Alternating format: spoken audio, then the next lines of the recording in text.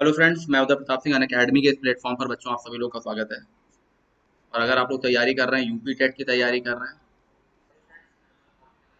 और junior added की अगर आप लोग तैयारी कर रहे हैं, राइट, जूनियर एडेड की अगर आप लोग तैयारी कर रहे हैं, तो सभी एग्जाम्स के लिए बहुत बेहतर क्लास होने जा रही है। बेटा फटाफट आ जाइए। और कोनिका गोपी और आज लिटरेचर के बहुत ही इंपॉर्टेंट फैक्ट लेके आया हूँ। लिटरेचर के बहुत इंपॉर्टेंट फैक्ट लेके आया हूँ। जल्दी जल्दी सभी लोग जुड़ते जाएं, फटाफट फटाफट आ जाइए। Crack all teaching exam with us, let's crack teaching exam. फटाफट जुड़े बेटा। और मोर देन 50,000 से ज़्यादा बच्चों को ऑलरेडी मैं पढ़ा चुका हूँ। ठीक है, तो ये एक प्लस पॉइंट है। ठीक है, सभी लोग बेटा जुड़ते जाएं, फटाफट आ जाइए। यहाँ डेली लाइव क्लासेस मिलेंगी, लाइव टेस्ट बुक मिलेंगे, अनलिमिटेड एक्सेस मिलेंगे, स्ट्रक्चर्ड कोर्स मिलेंगी। ये सारी चीज़ें बेटा आप लोगों को रेगुलर मिलेंगी।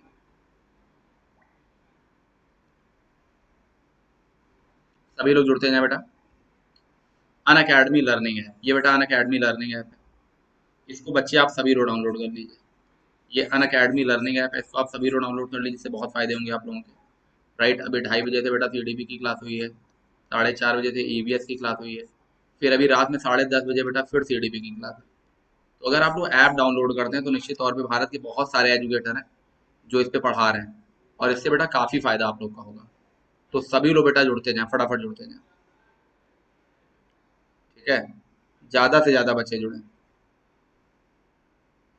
ओके, काफ़ी बच्चे जुड़ गए हैं, थैंक यू वेरी मच बेटा। ठीक है, सभी बच्चे जुड़ते चले जाएं। बिल्कुल, तो ऐप बेटा आप लोग जरूर डाउनलोड करें। ठीक है, okay. Good evening, good evening. हाँ बेटा, आज 7:30 बजे क्लास नहीं हो पाई थी, कुछ रीज़न से आज इसीलिए क्लास नहीं हो पाई थी। तो बेटा ये ऐप आप लोग डाउनलोड कर लें, और इसके फ़ायदे भी बहुत हैं। अब अन अकेडमी सब्सक्रिप्शन लेने पे फ़ायदे क्या क्या हैं? लाइव क्लासेस मिलेंगी, टेस्ट सीरीज क्विज मिलेंगे, डाउट क्लियरिंग सेशन मिलेंगे, ये सारी चीज़ें बेटा आप लोगों को रेगुलर मिलेंगी। तो प्लीज़ इन चीज़ों को रेगुलर फॉलो करें। ठीक है, प्लस सब्सक्रिप्शन लेने के क्या क्या फ़ायदे हैं? प्लस सब्सक्रिप्शन लेने के बेटा क्या क्या फ़ायदे हैं मैं आप लोगों को बता दूँ। ठीक है, उदय 10 कोड अप्लाई करने पे, उदय 10 कोड अप्लाई करने पे बेटा जो फीस है वो 1 साल की है 6,000, बट कोड अप्लाई करने पे यही फीस हो जाएगी 5,400 रुपीज़। 7,200 है बेटा 2 साल की, बट कोड अप्लाई करने पे हो जाएगी 6,480 रुपीज़। तो उदय 10 कोड अप्लाई करें और सभी लोग बेटा, ठीक है, कोड बेटा अप्लाई करिए।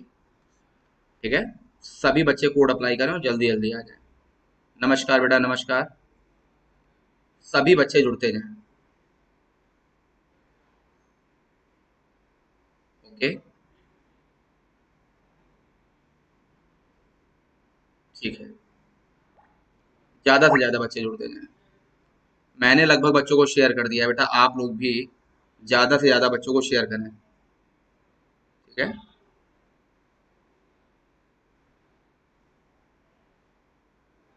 यस। आइए देखते हैं कितने बच्चे आ गए। नहीं नहीं बेटा, क्लास मिस नहीं हुई, कोनिका क्लास मिस नहीं हुई थी। सभी लोग जुड़े। ये बेटा डिस्काउंटेड चार्ट है, मैंने अलग से बना दिया है। ये बच्चों डिस्काउंटेड चार्ट है। उदय 10 कोड याद रखिएगा, 1 साल या 2 साल के लिए उदय 10 कोड याद रखिएगा। और देखिए, हम लोग टॉपिक को जितना ज़्यादा हो सके बेटा इजी करके स्टडी करें। जितना हम लोग इजी करके स्टडी करेंगे उतनी इंग्लिश हम लोग के लिए आसान होती जाएगी। विजेता शर्मा, प्रशांत द्विवेदी, हेलो बेटा, हाउ आर यू? यस, सभी लोग जुड़ते जाएं फटाफट। जितना ज़्यादा इजी करके टॉपिक को आप स्टडी करेंगे उतना ही बेटा आप लोग के लिए आसान होता जाएगा। ठीक है, सभी लोग आ जाएं फटाफट आ जाएं। अरे प्रभा, ठीक है, तो नोमैडिक राइटर भी आ गए। Hello nomadic. ठीक है, फटाफट आ जाइए। बिल्कुल, thank you, how about you? I am fine विजेता, हेलो विजेता, हाउ आर यू? तो आज हम लोग पहले लिटरेचर स्टडी करने वाले हैं। पहले आज हम लोग लिटरेचर पढ़ेंगे।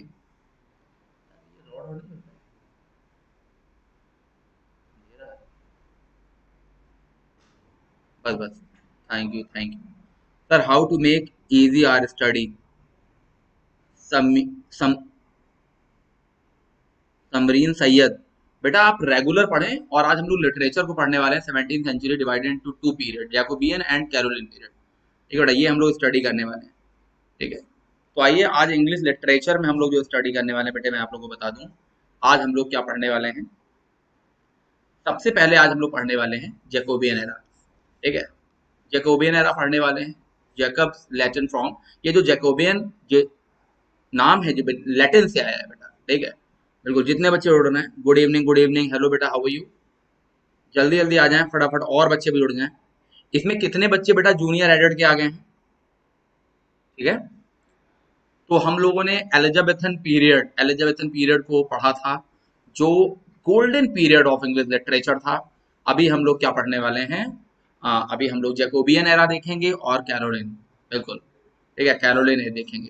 तो इसे बेटा मैं कम शब्दों में अगर बताऊं, बहुत आपको कंफ्यूज अगर मैं ना करूं, तो इसे हम लोग एंड ऑफ ड्रामा भी कहते हैं। वो एज कहते हैं जिस एज में बेटा अगर विलियम शेक्सपियर को हटा दिया जाए तो कोई ड्रामा का रोल नहीं रह गया था। ड्रामा का एक तरह से डेक्लाइन हो गया था और एक नए तरीके का पोइट्री स्टार्ट हो गया था। बिल्कुल, कई बच्चे आ गए हैं जूनियर एडेड, बिल्कुल बिल्कुल। और कई बच्चों कहना था थोड़ा लिटरेचर का रिवीजन करा दीजिए, तो बिल्कुल हम लोग अभी जैकोबियन एरा देखने वाले हैं। सभी लोग आ जाएं, थोड़ा सा हम लोग लिटरेचर देखेंगे, उसके बाद बेटा हम लोग क्या करेंगे, उसके बाद भी हम लोग थोड़ी सी ग्रामर देखेंगे। Okay, thank you very much. ठीक है, तो देखिए, जैकोबियन एरा पढ़ने से पहले मैं आप लोग को बता दूं, जो लिटरेचर है, the literature of the 17th century divided into two period. बड़ा सिंपल वर्ड्स में आप लोग समझ लीजिए। मेरा जो उद्देश्य है, जो मेरा एम है, इंटेंशन है आपको पढ़ाने का, वो यही है कि टफ से टफ टॉपिक को मैं आपको इजी वे में बता पाऊँ। तो एक को हम बोलते हैं जैकोबियन पीरियड। ठीक है, जेम्स फर्स्ट जिसके किंग थे 1603 से 1625। एलिजाबेथ, बिल्कुल सभी लोग आ जाएं। एलिजाबेथ की डेथ हो जाती है 1603 में, और उसके बाद बेटा एक तरह से एंड ऑफ रेनेसा या डेक्लाइन ऑफ रेनेसा आप कह सकते हो। ठीक है, वो स्टार्ट हो जाता है। तो उसी के बाद बेटा जो एलिजाबेथ के सन थे ये, हालांकि Elizabeth was a virgin queen, तो उनके ये रियल बेटे नहीं थे। और ये जेम्स फर्स्ट थे, लेकिन स्कॉटलैंड में ये जेम्स सिक्स के नाम से जाने जाते थे। स्कॉटलैंड के इसके पहले किंग थे, वहां पे जेम्स सिक्स के नाम से जाने थे। लेकिन जब इंग्लैंड की गद्दी पे बैठे तो बेटा इनको जेम्स फर्स्ट कहा गया। जैकोबिन पीरियड में क्या कहा गया? जेम्स फर्स्ट, क्योंकि जेम्स नाम का इनसे पहले कोई किंग नहीं था यहाँ पे। तो जेम्स फर्स्ट 1603 टू 1625। इसके बाद हम लोग देखेंगे कैरोलिन पीरियड देखेंगे। इसके थे चार्ल्स फर्स्ट 1625 टू 1649। और उसके बाद कॉमनवेल्थ पीरियड 1660। उसके बाद हम लोग क्या स्टडी करेंगे? नियो क्लासिकल पीरियड पढ़ेंगे। तो ये सारी चीजें हैं बेटा। ठीक है, सुनीता बिस, गुड इवनिंग राहुल सागर। ठीक है, तो चलिए स्टार्ट करते हैं जैकोबियन एरा को। तो जैकोबियन एरा स्टार्ट करने से पहले मैं आप लोगों को बता दूं, इसके समय के कुछ फेमस ड्रामेटिस्ट देख लीजिए। बहुत ज्यादा इस समय का लिटरेचर ने वर्क नहीं किया, एक ही दो चीज जानने वाली है आपके लिए। इस समय के जो इंपॉर्टेंट वर्क्स हैं, राइट, इंपॉर्टेंट राइटर्स हैं, उनको बस जान लीजिए, आपके एग्जाम के पर्पज से यही इंपॉर्टेंट है। ठीक है, बहुत ज्यादा डीप में जाने की जरूरत नहीं है कि पता लगा एक ही चैप्टर को हम लोग पढ़ते हैं 10 10 दिन। और ये नहीं करना है बेटा। होशियारी उसी में है कि बुक भी पढ़िए, लेकिन इंपॉर्टेंट कंटेंट भी आपके पास होना चाहिए। आजकल सबसे बड़ी यही समस्या है कि हम इंपॉर्टेंट कंटेंट नहीं निकाल पाते हैं। तो जैकोबियन ड्रामेटिस्ट में देखिए कौन कौन था। बेन जॉनसन, ह्यूमन and Fletcher, George Chapman, Thomas Heywood, Thomas Dekker, Thomas Middleton, John Marston, John Webster, John Ford, Cyril Tourneur and Massinger. ये कुछ इंपॉर्टेंट जैकोबियन ड्रामेटिस्ट हैं, राइट। इनकी बेटा आप लोग स्क्रीनशॉट ले लीजिए, और 100% इसमें से चार ऑप्शन देगा, इसमें पूछ लेगा कौन जैकोबियन ड्रामेटिस्ट नहीं है बेटा, या कौन सा है, मैच द फॉलोइंग दे देगा। तो इस तरह से क्वेश्चन आपके जूनियर एडेड में आने की पूरी संभावना है। ठीक है बेटा, thank you thank you thank you very much, thank you very much. Okay, तो आप देख सकते हैं जैकोबियन ड्रामेटिस्ट में, फिर से मैं रिपीट कर रहा हूँ, Ben Jonson, Beaumont and Fletcher, George Chapman, Thomas Heywood, Thomas Dekker, Thomas Middleton, John Marston, John Webster, John Ford, Cyril Tourneur and Massinger. ये कुछ इंपॉर्टेंट फिगर्स थे, लिटरेरी फिगर्स थे जैकोबियन पीरियड के। ठीक है बच्चों, क्लियर है? तो इस तरह से आपको चीजें समझनी है। सभी लोग बेटा लाइक कर लें फटाफट। आइए इनके इंपॉर्टेंट वर्क देख लेते हैं, इनके इंपॉर्टेंट कुछ वर्क देख लेते हैं। इंपॉर्टेंट वर्क देखते हैं। फ्रांसिस ब्योमंट का सबसे पहले जो इंपॉर्टेंट लिटरेरी फिगर है, इनके कुछ हम लोग वर्क देखते हैं। 100% बेटा यहाँ से क्वेश्चन आएगा ही आएगा। ठीक है, फिलिस्टर, ठीक है, ये इंपॉर्टेंट एक वर्क है इनका। ठीक है, ये सारे वर्क आप लोग को पता होने चाहिए। ठीक है, सेल्मिसिस एंड हेर्मेप्रोडियस, ठीक है, हर्माफ्रोडिटस, ठीक है, and Salmacis, the knight of the burning pestle, the मैजेस्ट tragedy, a king and no king. ये इंपॉर्टेंट वर्क है बेटा फ्रांसिस ब्यूमोंट के, तो ये चीजें आप लोग ध्यान रखिएगा। काफी बच्चे जुड़ रहे हैं, थैंक यू। इसके अलावा जॉन मस्टन, जैकोबियन पीरियड में बहुत ही इंपॉर्टेंट ये लिटरेरी फिगर है, जॉन मस्टन, ठीक है। इनका नोटेबल वर्क है कुछ बेटा, इनका नोटेबल वर्क है, आप लोग देखें, वो जो नोटेबल वर्क है बहुत इंपॉर्टेंट है बेटा। द डच, ठीक है, द डच फोर्जन, ट्रियो, मैस्ट्रिक्स, the malcontent, Eastward ho, last instruction to a painter. तो ये इंपॉर्टेंट और वेरी नोटेबल वर्क हैं जैकोबियन पीरियड के। जय श्री राम बेटा, जय श्री राम, आशीष कुमार, जय श्री राम, ठीक है। तो ये चीजें ध्यान रखिएगा, ये बहुत ही इंपॉर्टेंट और नोटेबल वर्क है जॉन मस्टन का, ठीक है। इसके अलावा देखें Ben Jonson, very very important literary figure, very very important, बहुत ही इंपॉर्टेंट लिटरेरी फिगर है। बेटा आप में से कितने बच्चे जूनियर एडिट देना जा रहे हैं, कितने यूपी टेट वाले हैं? बेचारे यूपी टेट वाले तो सिर्फ ग्रामर का ही वेट कर रहे होंगे। Kamalakshi Arora, good evening dear. Yes, काफी इंपॉर्टेंट लिटरेरी फिगर जुड़ रहे हैं अन अकेडमी पर, आप लोग भी लिटरेरी फिगर हैं। बेन जॉनसन, बहुत ही इंपॉर्टेंट नेम है ये, इनके कुछ इंपॉर्टेंट आप लोग वर्क देख सकते हैं।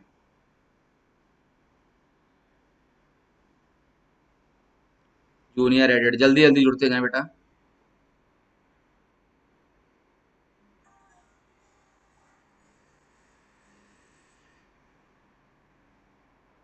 ओके,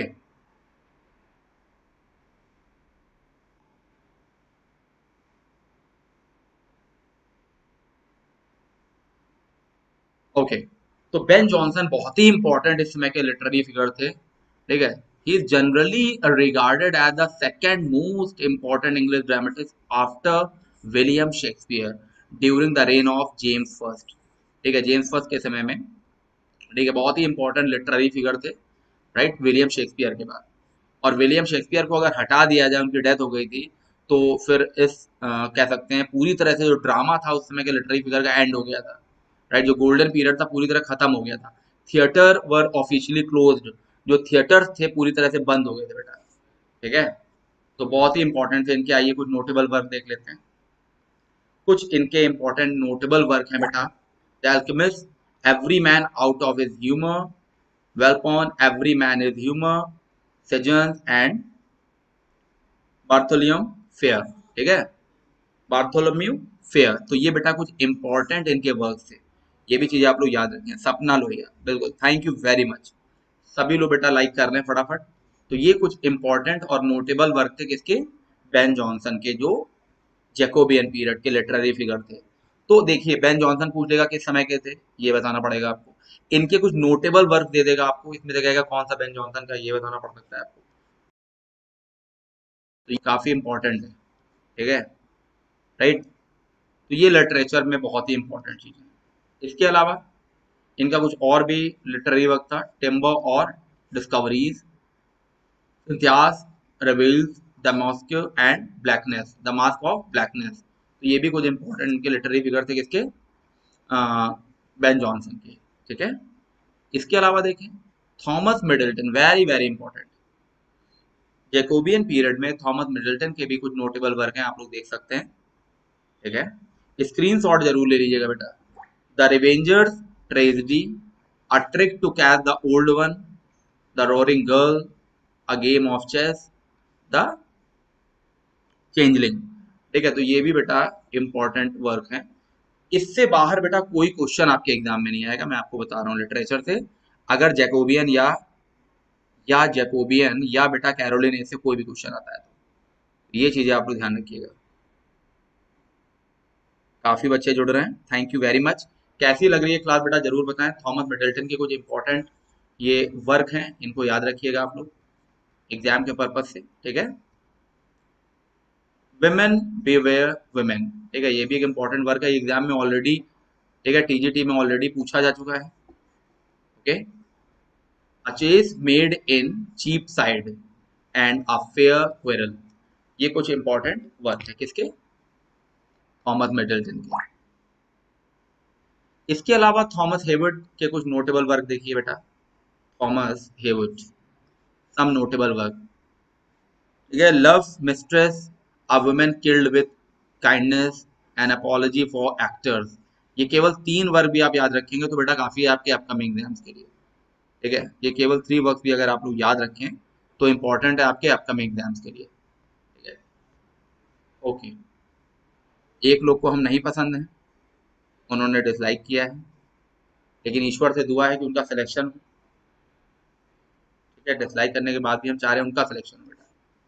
हालांकि 2 दिन की छुट्टी थी होली की, सब कुछ बंद था बेटा, क्लोज था, इस वजह से हो सकता है कुछ सुविधाएं आप लोगों को ना मिल पाई हों, लेकिन कोई दिक्कत नहीं है, ठीक है। चलिए आगे देखते हैं। जॉन वेबस्टर नोटेबल वर्क, ये 2 चीजें बस जॉन वेबस्टर के याद रखिए आप लोग। बहुत ज्यादा मैंने आप लोग के लिए बहुत ही लेजी स्टडी नहीं बनाई, बहुत बोझिल स्टडी नहीं बनाई है। गुड इवनिंग राइजिंग स्टार छोटू उस्ताद, गुड इवनिंग गुड इवनिंग, सभी लोग बेटा जुड़ते जाएं। तो जॉन वेबस्टर के कुछ नोटेबल वर्क हैं।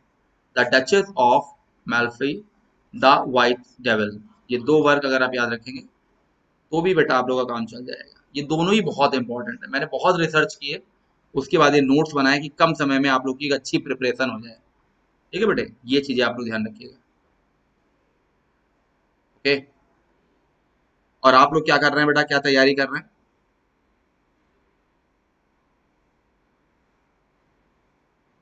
सभी बच्चे जुड़ते जाएं फटाफट।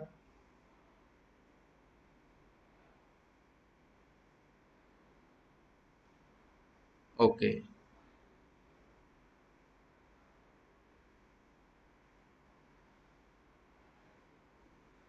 रुखसार Khatoon, hello good evening Rukhsar, Rukhsar good evening, hello how are you Rukhsar, कैसे हो आप? हेलो बेटा, ठीक है। तो ये चीजें बेटा याद रखिएगा। अब आइए देखते हैं कैरोलाइन एज, इसी के बाद हम लोग देख लेते हैं कैरोलाइन एज, ठीक है। Caroline as, okay.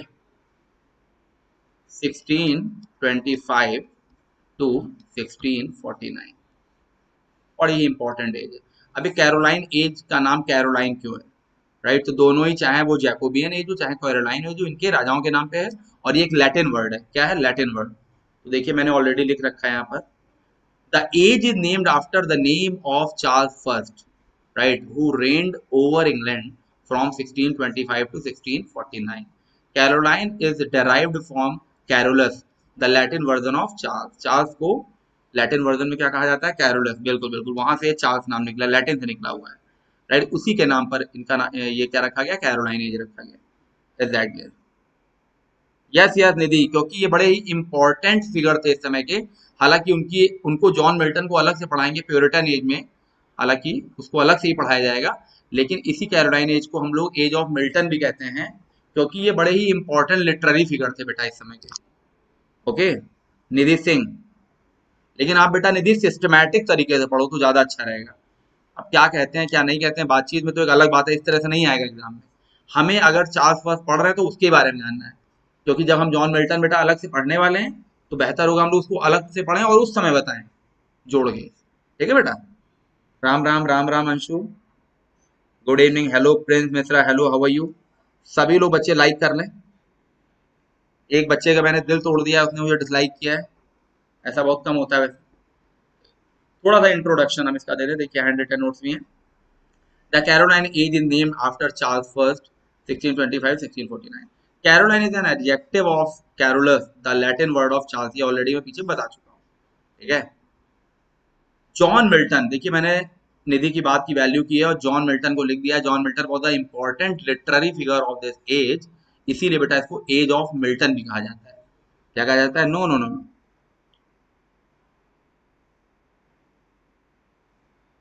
Prince Mishra आप आते ही नहीं सब परफेक्ट में। ओके, अभी बेटा मैं ऑनलाइन बहुत ज्यादा बिजी हो गया, मेरे पास टाइम ही नहीं है पूरे इंडिया में, क्योंकि ऑनलाइन ही मुझसे कम से कम 20,000 बच्चे पढ़ रहे हैं। तो जब हवा में मेरे पास इतने बच्चे हैं तो कहीं जाने की क्या जरूरत है, उन्हीं के लिए मेहनत करते हैं ना घर में बैठ के। ऑफलाइन तो बहुत टीचर्स पढ़ा ही रहे हैं, ऑनलाइन भी तो कोई टीचर्स होने चाहिए पढ़ाने के लिए। एज ऑफ मिल्टन भी इसको कहा जाता है बेटा। Is that clear? You are looking very tired आरती हो जाए। नहीं बेटा टायर्ड क्या, आज सुबह से नोट्स बनाना पढ़ाना बच्चों को, यही सब लगा हुआ है। होली छुट्टी थी एक तो कल, आज आए हैं सिटी में लखनऊ लौट के, जल्दी से सुबह से क्लासेस ले रहे हैं। बच्चों को लेक्चर्स भी आज ही देने हैं, मैंने वादा किया मॉर्निंग में लिटरेचर के। ठीक है, तो थोड़ा थकान तो आ ही जाती है, लेकिन सभी बच्चे समझेंगे नहीं ये बात। उनको तो, बच्चों का भी बेटा कोई गलती नहीं है। 18 अप्रैल को उनका एग्जाम है, लेकिन अब देखिए एग्जाम होता है कि एक्सटेंड हो जाता है। जिस तरह से न्यूज निकल के आ रही है, कोरोना और इलेक्शन दोनों ही एग्जाम डेट पे हावी हो रहे हैं। ठीक है,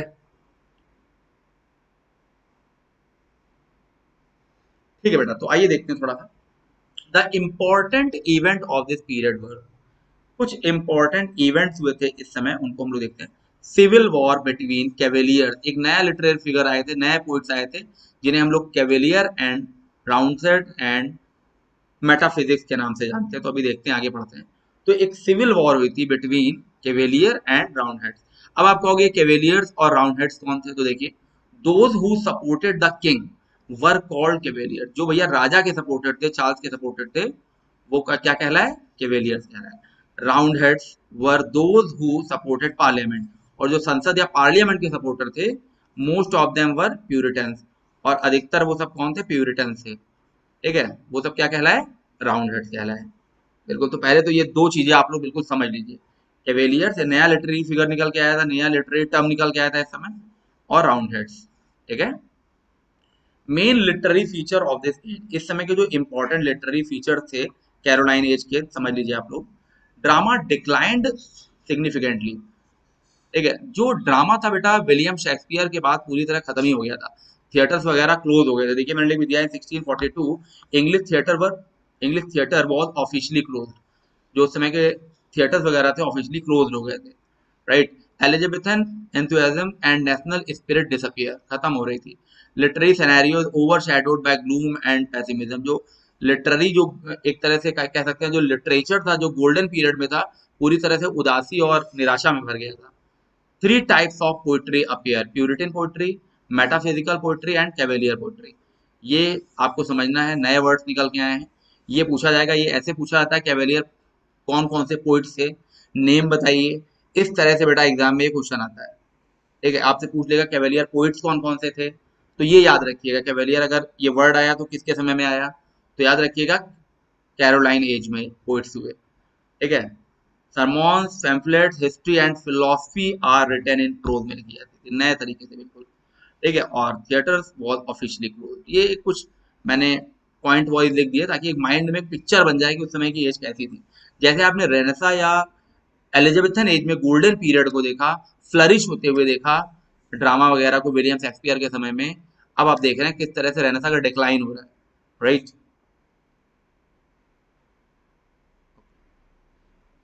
तो कैवेलियर पोइट्स के बारे में समझ लेते हैं।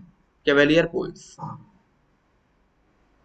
Cavalier poet called cavalier because of their loyalty to Charles first. मैंने अभी बताया जो राजा के पक्ष में लोग थे, क्या कहला है, cavalier 1625 to 49 during the English civil war as oppose to Roundheads who supported parliament. Right, और जिन्होंने पार्लियामेंट का सपोर्ट किया क्या कहला है, राउंड हेड्स।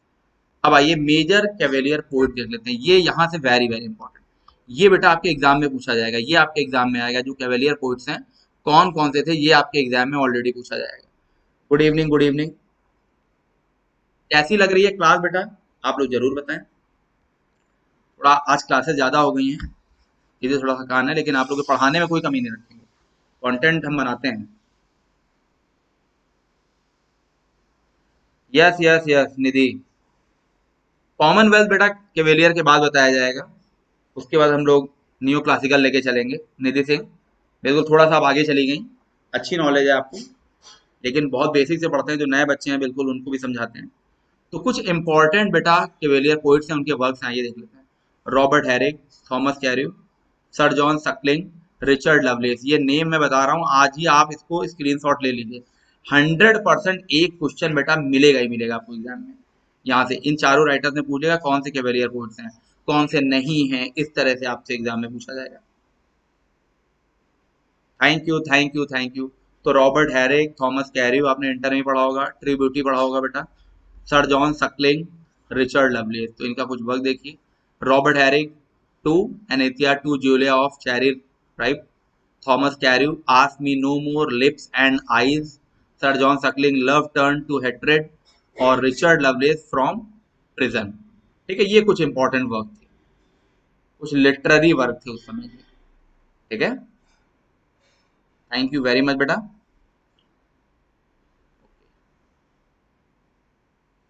काफी बच्चे रिप्लाई कर रहे हैं और बहुत ही अच्छा लग रहा है, आप लोग के पॉजिटिव रिप्लाई थे।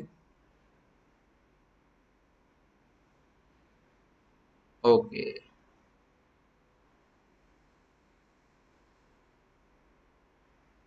काफी बच्चे जुड़ते जा रहे हैं। ठीक है बेटा, thank you Konika, thank you very much. मेरा कहना है कि भैया चीजें बहुत आसान है, बहुत सिंपल है, जितना आप सिंपली वे में उन्हें स्टडी करोगे उतना अच्छा है। मैंने लेकिन देखा है कुछ टीचर इतना डीपली बताते चले जाते हैं, उनको लगता है कि जितना डीप बताओगे वो बच्चों को नहीं पता है, तो बच्चा समझेगा बहुत ग्रेट टीचर है। ग्रेड बनिए, लेकिन जितना पढ़ाइए उतना कम से कम समझ में तो आ जाए बच्चों को, राइट। अब देखिए लिटरेचर में क्या होता है, एक सिस्टमैटिक तरीके से आपको कनेक्टिंग वे में पढ़ना है, कनेक्टेड वे में। कनेक्टिंग तरीके से अगर आप पढ़ते चले जाओगे तो कोई दिक्कत नहीं। ग्रामर में रूल्स वगैरह होते हैं बहुत, कि हर एक सेंटेंस में नया रूल मिलेगा आपको। अगला देखें, व्हाट इज, किसी समय में मेटाफिजिकल पोएम्स भी थे, मेटाफिजिकल पोइट्स भी थे। तो मेटाफिजिकल ये जो था, ये था क्या? तो कैवेलियर और मेटाफिजिकल ये सब आपको कहाँ मिलेगा? कैरोलाइन एज में। तो देखिए मेटाफिजिकल मीन्स होता क्या है। Metaphysical poem is lyrical poem of 17th century.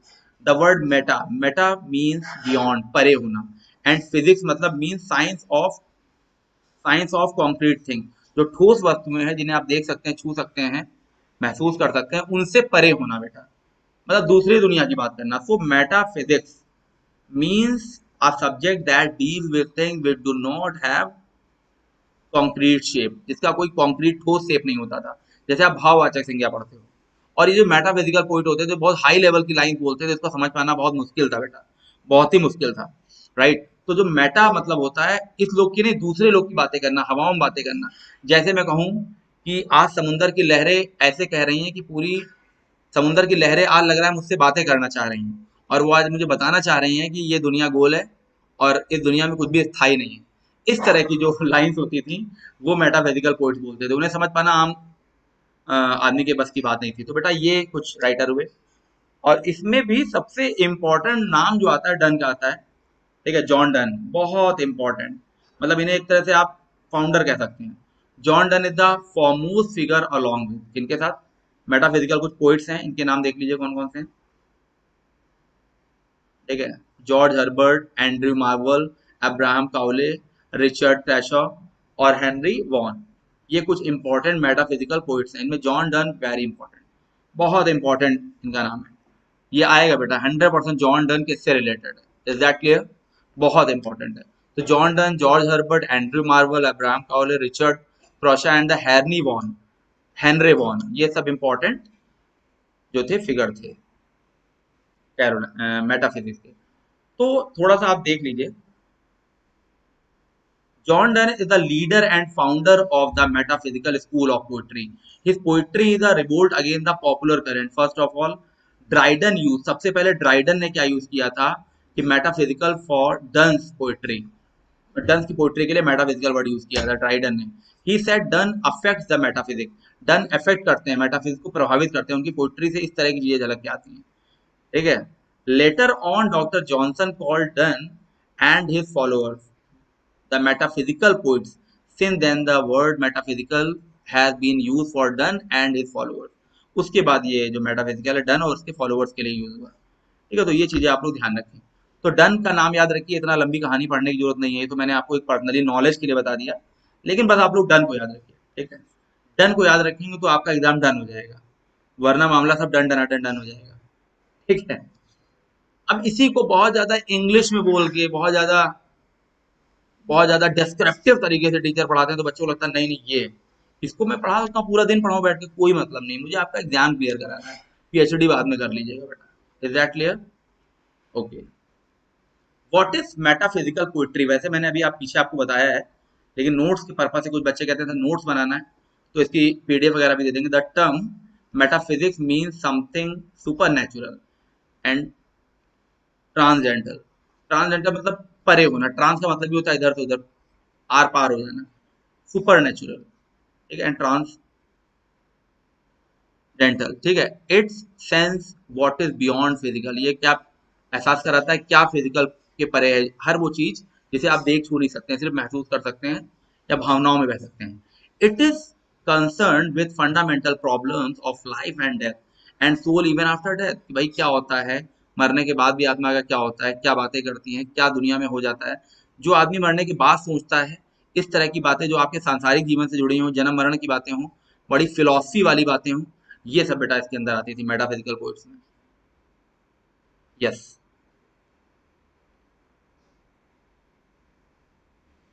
बिल्कुल। The term metaphysical poetry means poetry dealing with metaphysical subject, ठीक है, मैंने बताया मेटाफिजिकल क्या होता है। तो आप लोगों ने जो फैक्ट्स देखे वो क्या देखे, जैकोबी ने देखा, कैरोलाइन ने देखा, कॉमनवेल्थ एज हम लोग अगली क्लास में करेंगे 1649 टू 1660, छोटा सा, बहुत ज्यादा इसमें इंपॉर्टेंट नहीं चीजें पढ़नी। एरा ऑफ रिलीजियस कॉन्फ्लिक्ट था। The names have Latin influence, इनके नेम पर लैटिन इन्फ्लुएंस था, बताया मैंने, जैसे कैरोलस और Jacob. The metaphysical and cavalier poetry important थी, जो मैंने अभी पीछे पढ़ाई, ये दो वर्ड आपको याद रखने हैं, इनसे रिलेटेड आपको पोइट्स याद रखने हैं, ठीक है, बिल्कुल। काफी बच्चे जुड़ गए हैं।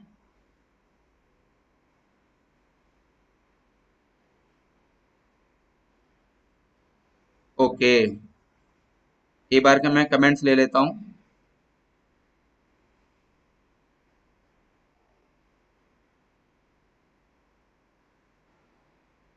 ठीक है बेटा, ठीक है, काफी बच्चे आंसर दे रहे हैं।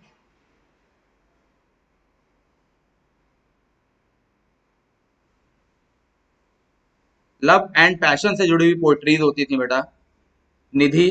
लव और पैशन से निधि सिंह जुड़ी हुई जो पोइट्रीज होती थी एरोटिक कहलाती थी। इसको मैं बहुत डिस्क्रिप्टिव तरीके से पढ़ाऊंगा आपको। लव और पैशन और सेंसुअलिटी उसमें होती थी, राइट। तो ये कुछ इंपॉर्टेंट फैक्ट से आप लोगों ने देखा कैरोलाइन और जैकोबियन के, ठीक है। थैंक यू अर्चना नितिन। तो ये कुछ इंपॉर्टेंट चीजें थी, ठीक है बेटा। चलिए अब हम लोग थोड़ा सा ग्रामर की ओर मूव करते हैं।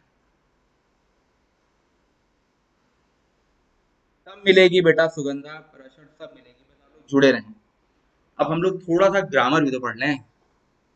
कैसी लगी क्लास लिटरेचर की बेटा आप लोगों को, जो हमने पढ़ाया अभी तक लिटरेचर, कैसी लगी क्लास? ठीक है।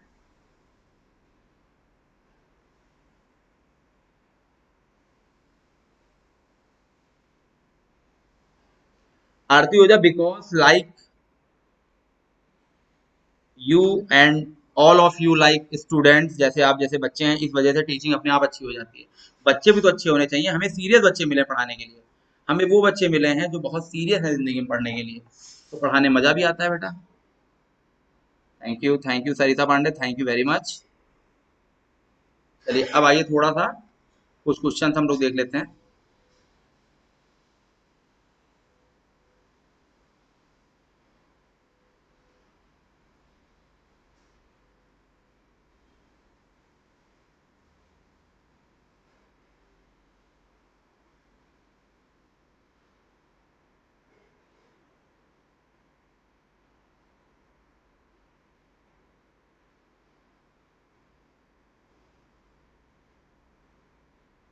चलिए बताइए, I came across dash him, with होगा, टू होगा, बाय होगा, नन होगा?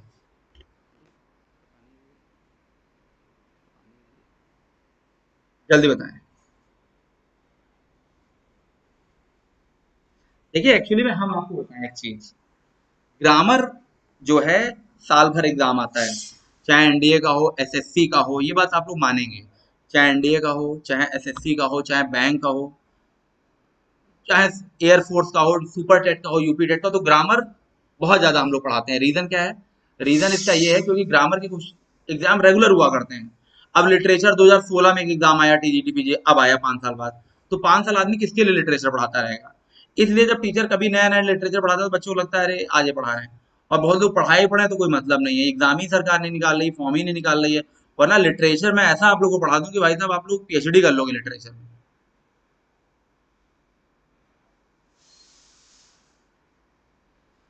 अब ग्रामर का तालमेल ज्यादा है, उसके कई एग्जाम्स होते हैं। ठीक है। बहुत बच्चे विथ बता रहे हैं। अगर हर साल एग्जाम आया रोड डेली, अगर हर सरकार कह दे कि 2030 तक हर साल टीजीटी का एग्जाम आएगा, हर साल पीजीटी का एग्जाम आएगा, हर साल जूनियर एडेड का एग्जाम आएगा, देखिए फिर, देखिए हमारे जितने भी दोस्त यूट्यूब पे पढ़ा रहे हैं कितना अच्छा पढ़ाएंगे। सब तैयारी करेंगे आपके लिए, रोज कंटेंट बनाएंगे कि नहीं बच्चों को देना है, हर साल एग्जाम है। बट यहाँ एग्जाम ही टाइम पे हो रहा है तो टीचर किसके लिए पढ़ाए बताइए, क्या करे टीचर हैं। हम तो विलियम शेक्सपियर को लेके बैठे हैं कि कोई एग्जाम आएगा तो इनको हम मिलाएंगे किसी से। आई केम अक्रॉस डैश हिम। देखो, केम अक्रॉस का मतलब होता है मीट बाय चांस। क्या होता है मतलब बेटा? मीट बाय चांस, अचानक मिलना किसी से, सडनली मिलना किसी से, अचानक मिलना। इसके साथ कभी भी कोई प्रेपोजिशन आता है? No preposition. नो प्रेपोजिशन, इसके साथ बेटा कोई प्रेपोजिशन नहीं आता है।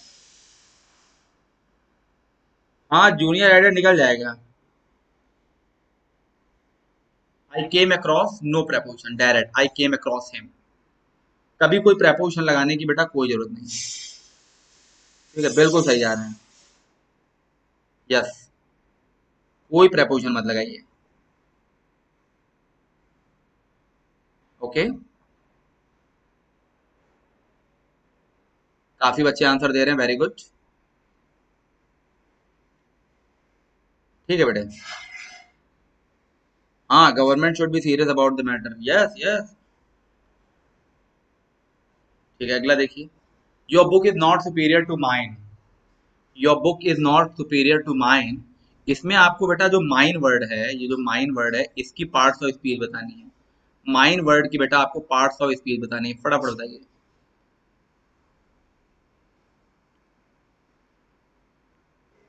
जल्दी जल्दी आंसर दें, माइन वर्ड की पार्ट्स ऑफ स्पीच क्या होगी बेटा?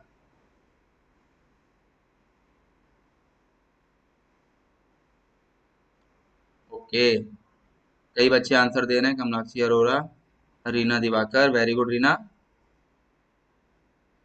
समरीन सैयद, मधुमिता पाठक, ओके रीना दिवाकर, सविता निगम, राहुल सागर। ठीक है बच्चे, your book is not superior to mind. कुछ लोग एडजेक्टिव बता रहे हैं, कुछ लोग प्रोनाउन बता रहे हैं, ऐसा कैसे हो सकता है बेटा? हम्म, ऐसा कैसे आप कर सकते हैं?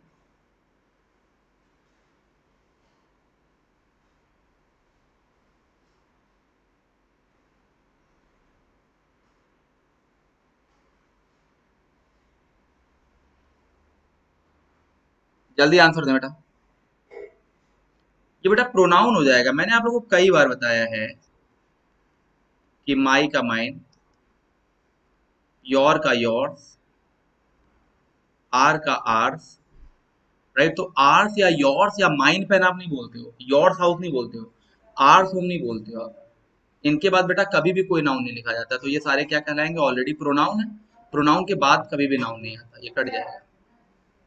तो your answer will be mine A, pronoun. क्या हो जाएगा? प्रोनाउन। बट अगर आप बोल रहे हो my house is bigger than your house, तो माई हाउस में देखिए हाउस क्या है? नाउन है, तो माई क्या हो जाएगा? ये क्या हो जाएगा? डेटरमिनर हो जाएगा, और इसी को एडजेक्टिव भी कहते हैं। डेटरमिनर, और इसी को एडजेक्टिव भी कहते हैं। बिल्कुल सही है। यस यस, बिल्कुल सही है बेटा। इसी को बेटा एडजेक्टिव भी कहते हैं। Yes, pronoun. Darshika Sharma, it is a positive pronoun, yes yes positive pronoun. लेकिन अगर ऑप्शन में पॉजिटिव प्रोनाउन होता तो आप लगाते, लेकिन अभी है नहीं ऑप्शन में। ठीक है, you have to use only pronoun. ठीक है, चलिए अगला देखिए।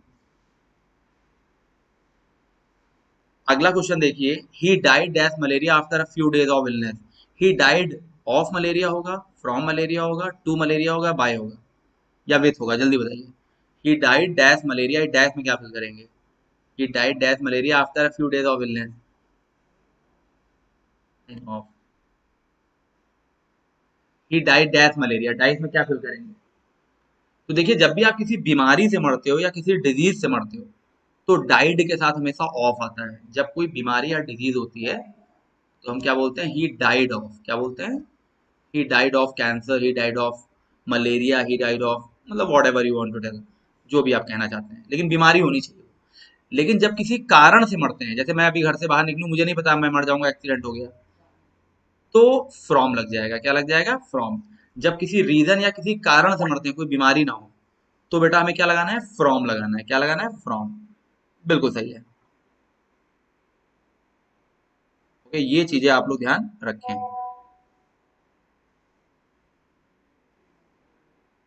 Okay, thank you.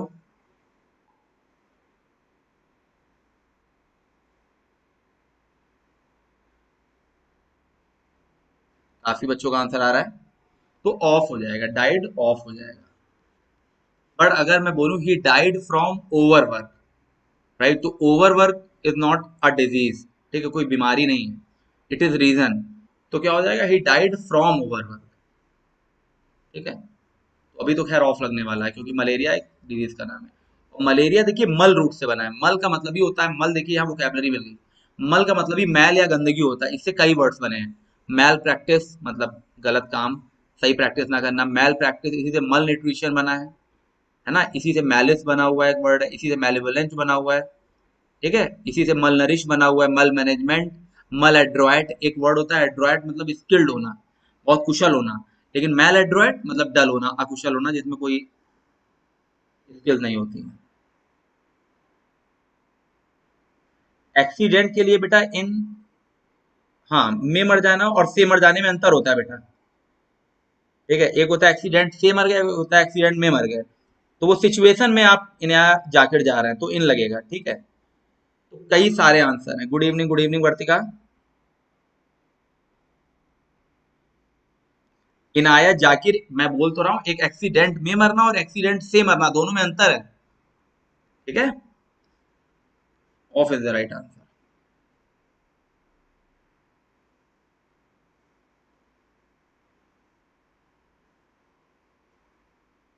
काफी बच्चे आंसर दे रहे हैं। He entered my room without my permission. बताइए एंटर्ड के साथ क्या लगेगा? इनटू लगेगा, टू लगेगा, बाय लगेगा या नन लगेगा? He entered dash my room, इस डैश में हम क्या फिल करेंगे? Into my room, to my room, या बाय माई रूम, या नन? कुछ नहीं आएगा। He entered dash my room without my permission. तो बताइए क्या हो जाएगा फटाफट? लीजिए, बहुत से बच्चे इनटू बता रहे हैं, लेकिन मैं भी आपको कुछ बताना चाहता हूँ, और मैं बताया ही रहूंगा आज आप लोगों को। देखिए एंटर्ड के साथ कोई प्रपोशन नहीं लगता है। एंटर्ड का खुद ही मतलब होता है प्रवेश करना, इसके साथ इनटू लगाएंगे तो सुपरफ्लुअस हो जाएगा। इनटू लगाने की कोई जरूरत नहीं, याद रखिएगा। कभी भी आप किसी फिजिकल प्लेस में जब आप एंट्री करते हैं तो इनटू नहीं लगता है। He entered the room, he entered the hall, he entered the school, he entered the mall, into लगाने की कोई जरूरत नहीं है बेटा। और बहुत बच्चे इसको हिंदी में ट्रांसलेशन करके लगाते हैं कि बाहर से अंदर वो आ गया तो इनटू लग जाएगा, लेकिन नहीं। हिंदी को हिंदी में पढ़िए, इंग्लिश को इंग्लिश में पढ़िए। अब एंटर्ड के साथ इनटू नहीं आता है तो नहीं आता है, लेकिन तब कब? जब किसी फिजिकल प्लेस में घुस रहे हो, बाहर से अंदर जा रहे हो, तो enter direct object. He entered the room, he entered the class, he entered the lift, he entered the office, he entered the school, कुछ भी कहो, इनटू मत लगाना। लेकिन ऐसा नहीं कि इनटू लगता नहीं है। अब इनटू लगता कब है ये भी समझ लीजिए। एंटर्ड इनटू कब लगता है? एंटर्ड इनटू बेटा तब लगता है जब किसी हम एग्रीमेंट की बात करते हैं, एग्रीमेंट की बात करते हैं, या किसी एक्शन की बात करते हैं, या किसी कन्वर्सेशन की बात करते हैं। जैसे मैंने कहा India and Australia have entered into various agreements. India and Australia have entered into various agreement. अब एग्रीमेंट क्या है? कोई फिजिकल प्लेस तो है नहीं। ठीक है, तो एंटर्ड इनटू तब होगा जब किसी एग्रीमेंट या एक्शन की बात की जाएगी।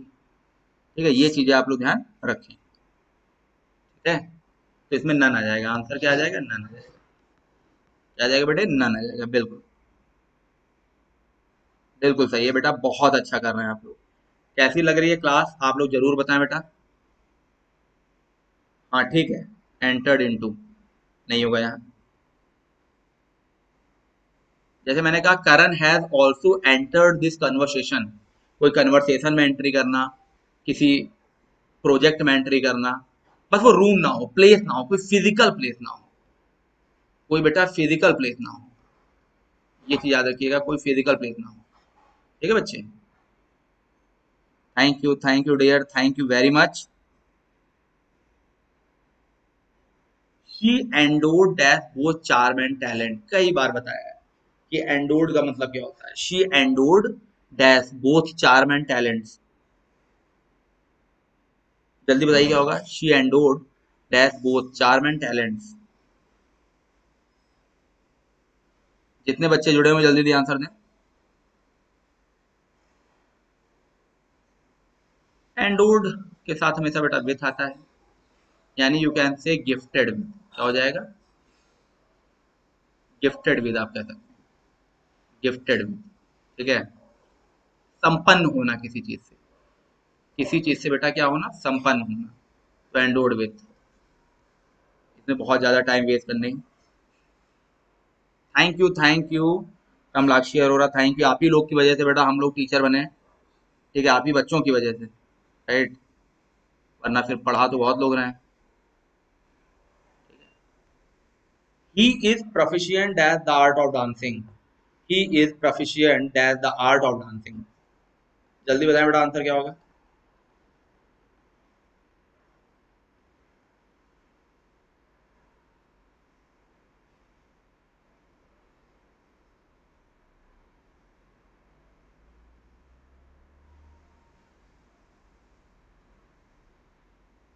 Okay, he is proficient at the art of dancing, क्या हो जाएगा, इन हो जाएगा, क्या हो जाएगा बच्चे, इन हो जाएगा, ये चीज याद रखिएगा, in is the right answer. ठीक है, in is proficient in the art of dancing. अच्छा, प्रोफिशिएंट की तरह ही एक वर्ड होता है एडेप्ट, एडेप्ट इन भी होता है।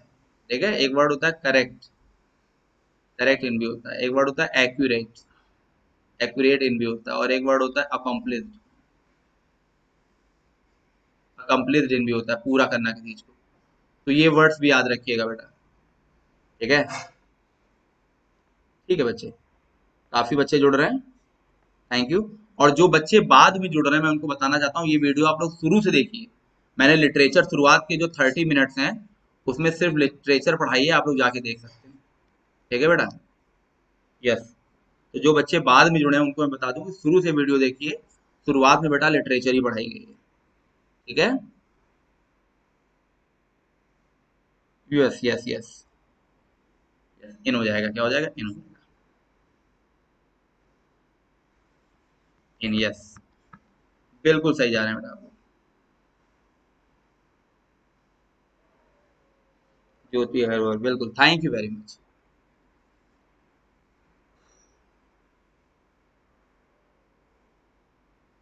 ओके, काफी स्टूडेंट्स आंसर दे रहे हैं। सर आपकी क्लास देखकर बहुत इम्प्रूवमेंट हो गया है मुझ में, थैंक यू सो मच इतना अच्छा पढ़ाने के लिए। इनाया जाकिर, इनाया जाकिर, आपके लिए मैं यही कहना चाहता हूँ कि आपने इतना अच्छा कमेंट किया, इसके लिए आपको thank you, thank you very much. Yes, ठीक है बच्चे,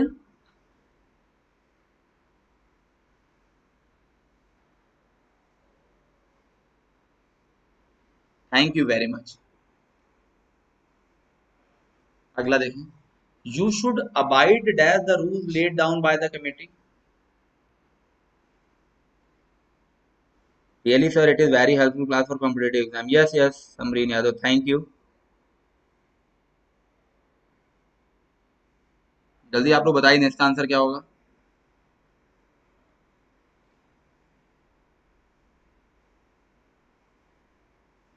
thank you very much. You should abide, you should abide dash the rules laid down by the committee, जल्दी आंसर दें।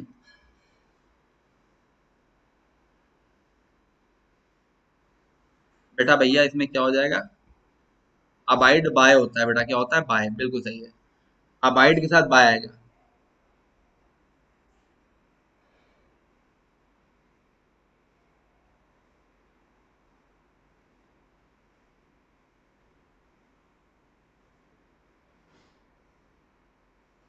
करेक्ट इन का भी यूज बताइए, क्योंकि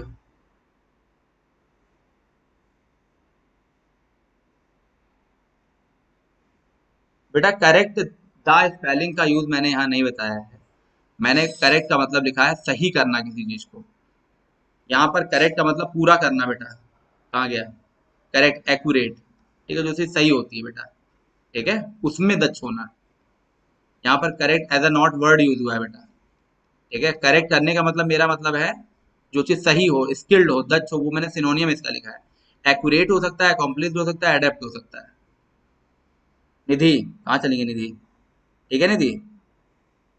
तो बेटा देखो, पहले अबाइड, अबाइड बाय होता है और कंप्लाई विथ होता है। एक चीज का ध्यान रखिएगा, अबाइड बाय, कंप्लाई विथ, दोनों का मतलब एक होता है किसी चीज को फॉलो करना, किसी चीज को फॉलो करना, सही करना, मानना, किसी चीज को, किसी चीज को मानना, राइट। तो चाहे कंप्लाई के साथ विद लगा लो, चाहे अबाइड के साथ बाय लगा लो, बात एक ही है बेटा। और इसकी तरह एक वर्ड एडहेर भी होता है, एडहेर टू, और एक वर्ड होता है स्टिक टू। इन दोनों का मतलब भी होता है कंप्लाई विद, मतलब होता है कंप्लाई विद बोल सकते हो, ठीक है। इन चारों का मतलब होता है किसी चीज को फॉलो करना, मानना, ठीक है Nidhi. Abide by, yes Nidhi, thank you. Yes, इन सभी का मतलब होता है किसी को मानना, फॉलो करना। यस बेटा, बिल्कुल सही है, बिल्कुल सही है। Very good, very very very good.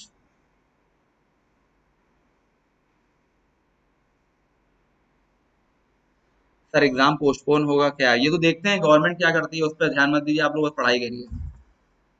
चलिए, थैंक यू।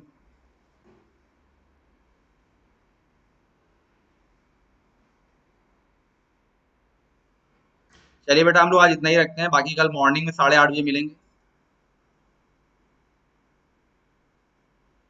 एक चीज का ध्यान रखिए, कल मॉर्निंग में जो 8:30 की क्लास होगी, बहुत ज्यादा इंपॉर्टेंट क्लास होगी बेटा। ये क्लास आप लोग लेना ना भूलिएगा, 8:30 वाली। Thank you very much. ठीक है, सब्सक्राइब कर लें चैनल को, ठीक है, ताकि ये क्लास अपने आप लोग को मिल जाए सुबह। उदय 10 हमारा कोड है। अभी आज और कल 10:30 वाली क्लास नहीं हो पाएगी बेटा, कुछ इंपॉर्टेंट रीजन है, इस वजह से। उदय 10 कोड है, इसको डालिए। यूपी टेट के लिए, सुपर टेट के लिए, जिसको फुल बैच ज्वाइन करना है, आप लोग बैच ज्वाइन कर सकते हैं, यूपी टेट सुपर टेट के लिए। जिसको ईवीएस भी पढ़ना है, जिसको मैथ भी पढ़नी है, जिसको संस्कृत भी पढ़नी है, हिंदी भी पढ़नी है, उन बच्चों के लिए अन अकेडमी फुल कोर्स प्रोवाइड कर रहा है। तो 10% का आपको डिस्काउंट मिल जाएगा। क्लास कैसी लगी ये बेटा जरूर बताइएगा। लिटरेचर का पोर्शन कैसा लगा, ग्रामर का कैसा लगा, जरूर बताइएगा। Thank you very much. जितने ही बच्चों ने थैंक यू बोला, मेरा दिल से दुआ है कि आप सबका सिलेक्शन हो जाए। Thank you very much. मिलते हैं कल सुबह 8:30 बजे।